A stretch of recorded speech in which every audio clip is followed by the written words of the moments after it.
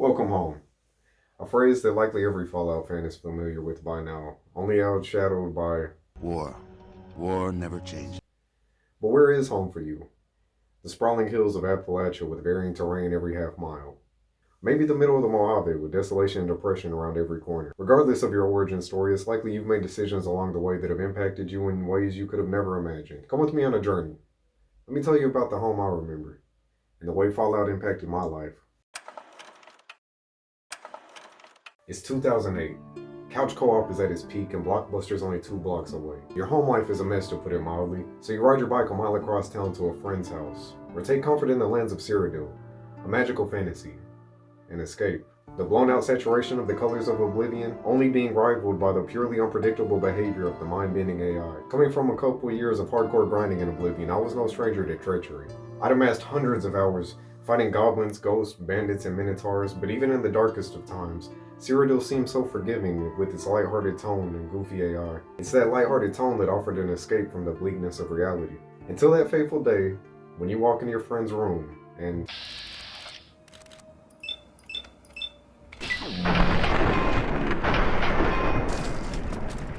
you freeze into pure disgust and confusion that soon fades into rampant curiosity. After hours of interrogation and intrigue, your friend so graciously asks, "Would you like to borrow this? Wait, hold on.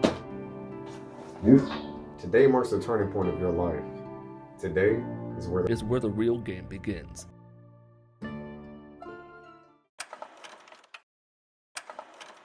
Rarely in life are the decisions solely black and white. It's usually not as easy as, should I nuke a town full of seemingly innocent civilians just trying to rebuild some semblance of society? Or should I kill the world crumbling witch lady? Usually the decisions in our life more closely parallel the nuance in the questline of Oasis with a poor soul named Harold. It seems immediately obvious when the lone wanderer meets Harold, killing him would be an honorable act. The man has witnessed the end of the world, crossed paths with the Vault Dweller, the Chosen One, and the Lone Wanderer.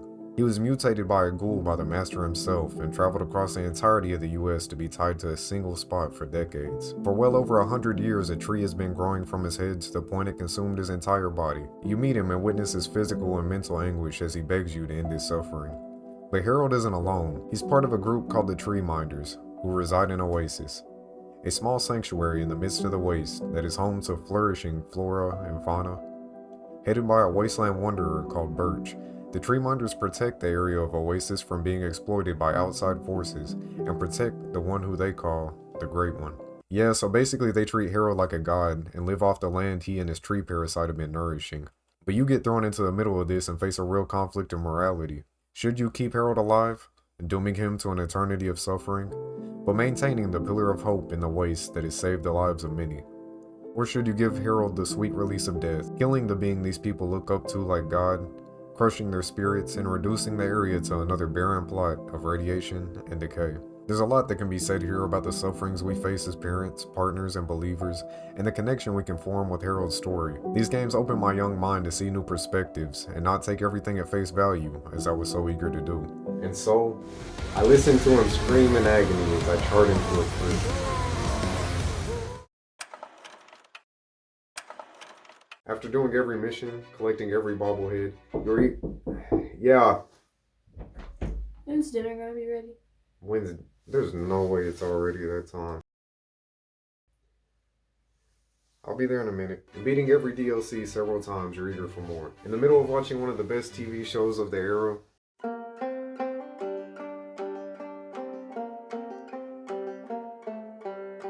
and so it begins. Your piece of shit family computer gets rocked while you're non-stop refreshing, trying to see any latest update, and watching that trailer over and over. You get to witness the creation of the Fallout New Vegas wiki, checking every day, hoping something new would be added. Aside from the scraps of Fallout 3, one of the first things added was the Plasma Defender, and soon after, that gun.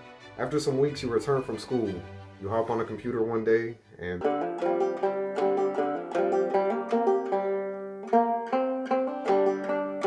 after spending days weighing options between pre-order bonuses, you settle with GameStop for that amazing armored vault suit. But little did you know your decisions wouldn't even matter. Because for almost a year after release, you had no internet to download the pre-order bonus, meaning you had no internet to download updates. I experienced every bug and glitch imaginable. The demented Doc Mitchell, the frame time, weapon handling breaking, the broken physics, and crashing. My god, the crashing. The game was so broken I had to restart several times just to try to create a save right before exiting the house. I guess you could say The game was rigged from the start. oh, and I was playing on PlayStation 3, so yeah, that launched New Vegas on PS3 kind of crashing. And honestly, that's not even the worst part of it. 3 consecutive runs were ended at the exact same point. Entering the strip? No, just a bunch of crashing. Maybe entering the fort? Nah, just more crashing. My game soft locked at the dam. As soon as the final battle initiated, the game would crash every single time. And at least 3 of the characters I created were faced with this issue, ending all 3 of those runs, with one of them crashing so hard my saves corrupted. Meaning I didn't get to finish the game until nearly a year after launch when I was finally able to connect to the internet. While the issues at home significantly outweighed the issues in game, my hundreds of hours amassed in New Vegas taught me a lot about perseverance, resiliency, and patience. The overwhelming relief and joy that I found from finally being able to connect my PS3 to the internet and download those updates I had so patiently waited on was immeasurable. Although New Vegas was such a mess, I allowed the barren waste of the Mojave to become a part of me. And at this point, I doubt I'll ever be able to just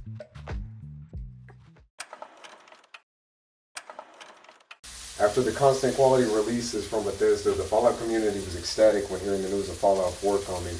It had been 4 years since the last Fallout title and 6 years since the last Bethesda Fallout. The world was riding the high from Skyrim's original release. At the time, we felt this was the game company, the people to look toward for consistent releases that build upon the last and make improvements in almost every aspect. At this time, we felt like Bethesda could do no wrong. Then, you finally pick up your copy of Fallout 4. And really, you couldn't help but be in awe of how much the partnering with Bungie improved the movement and shooting mechanics. The new weapon upgrade system was a welcome upgrade from New Vegas' implementation. And the settlement building was an odd inclusion, but I didn't really mind it being there. And after that initial rush of the new mechanics fades away, you push ahead through the story, but something just feels off. I mean, your wife is killed and your son is taken from you in the first several minutes of the game, and this should be one of the biggest motivating factors in the world. But you just don't feel that connection in the way you think you should.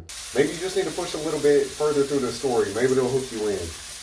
But no matter how hard you try or how far you get, the game just isn't satisfying. I mean, the dialogue in the game is so poorly handled by your voice protagonist saying the line in a way you didn't intend, or the brief description not matching what your character actually says. I mean, gone are the speech checks from New Vegas. Now it all boils down to your charisma level.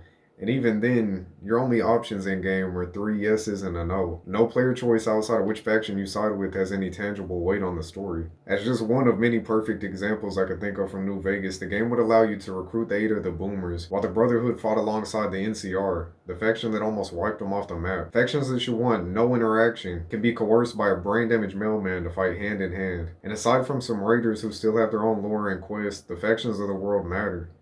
But here, in Fallout 4, they just don't. The Raiders of the world are just Raiders. I mean, a couple locations give them a little bit of backstory with some terminals or some diary entries, but nothing to the extent of allowing conversation or befriendment. The Gunners have some really solid lore, especially considering their interactions with the Minutemen, but it's the same scenario as the Raiders. And the Minutemen can just be ignored entirely, leaving the Railroad, Brotherhood, and Institute. Each of them just hoping you wipe out the other two. I mean, even after the disappointment you feel with the writing and lack of true role-playing mechanics, you reflect on the history of the publisher. You remember the last decade of hits and see the progress that was made. Maybe Bethesda just went a bit overboard with overhauling the game mechanics and went over budget due to it. Now, since they have the gameplay and movement that they just so desperately needed, maybe we can get a whole new game that's on the level of Far Harbor. Or maybe you're just not ready to face the truth. Back around 2011 or 2012, I used to play games with my neighbor on a daily basis. Everything from Halo to Gears of War, COD Modern Warfare 2. We'd even share our Oblivion builds, flexing on each other with rare items others had never seen. One thing we both agreed on, it would be amazing if there was a Fallout multiplayer game.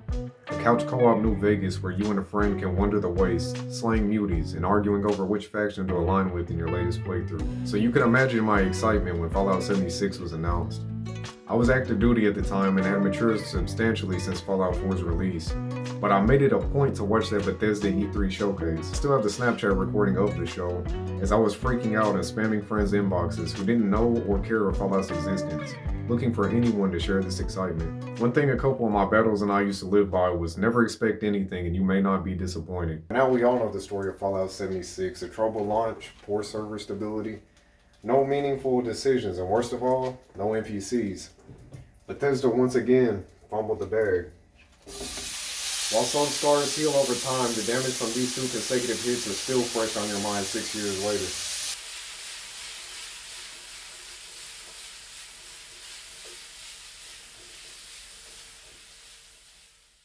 And you want to believe that deep down, the company that you pursued and agreed to work for can return to their glory and the respect that they had earned. But as time passes, you finally just come to accept the lesson that the Sierra Madre tried to teach you so long ago. So when I saw this, we were living in Colorado, about an hour flight from Denver to Las Vegas, and then a 30-minute drive down to Good Springs. At this point, I had been toying with the idea of YouTube for about a year and only had 35 subscribers, with at least 5 of those being friends or family. I was determined to capture our journey, play New Vegas while sitting in Good Springs, meet one of my favorite YouTubers, and celebrate the most significant game in my life. There was no way I was missing this, and so it happened. We arrived a day early, toured all around the Mojave, seeing sights from in-game and preparing for the main event the following morning. In 100-degree weather, hundreds of Legion, NCR, and Fiends met in the middle of one of the driest places on Earth, risking their lives because of a 10-year-old game. And it was beautiful. There was nothing but brotherhood and unity in the atmosphere as strangers met and finally got the escape to nerd out over New Vegas. After so very long, I was able to hold more than a surface level conversation about Fallout with people that knew as much, if not more, about the lore than I did. And of course, this is where I got to meet the Fallout guru. I started to expect the worst in people at this point in my life and doubted my chances of holding any meaningful conversation.